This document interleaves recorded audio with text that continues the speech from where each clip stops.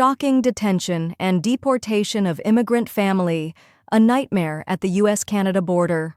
A harrowing story has emerged of a family of 4 undocumented immigrants detained by U.S. Border Patrol agents while attempting to flee to Canada, shedding light on the harsh realities faced by many asylum seekers under the Trump administration's stringent immigration policies.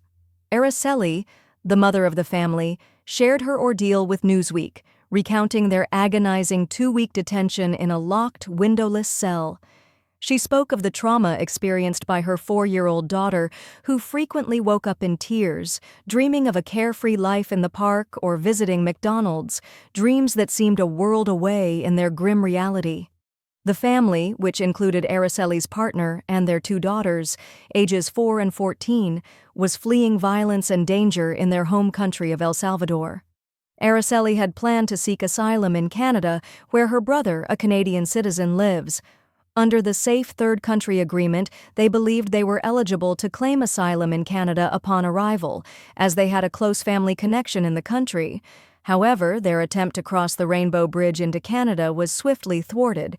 Canadian border authorities denied them entry, citing doubts over the authenticity of their documents, and returned them to the U.S. Aracely's documents, which included birth certificates that showed her relationship to her brother, contained minor discrepancies in names and surnames, an issue that, according to her, was blown out of proportion by border officials. Upon returning to the U.S., Aracely and her family were placed in a holding cell at the Niagara Falls port of entry. They spent the next several days in a cramped and uncomfortable environment.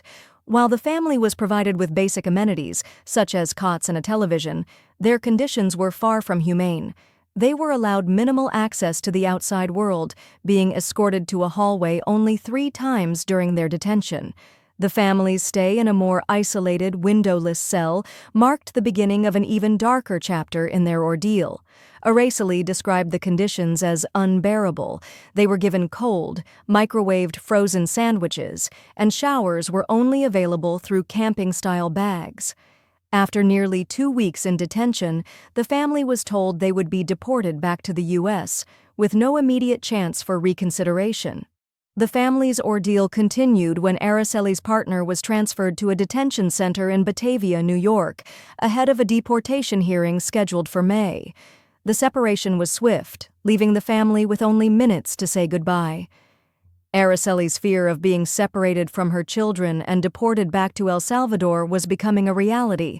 She expressed her frustration, stating, "We are honest people, and we did our best to prove we qualify to enter Canada, but we were turned back."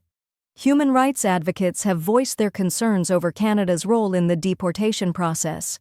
Heather Neufeld, an attorney representing the family, condemned the government's actions, calling it a violation of human rights. She pointed out the troubling trend where asylum-seeking families are handed back to U.S. authorities to face imprisonment and rapid deportation, often without due process. In the meantime, Aracely and her daughters are staying in a shelter in Buffalo, New York. She is required to check in with immigration authorities weekly, awaiting a deportation hearing scheduled for Christmas Eve.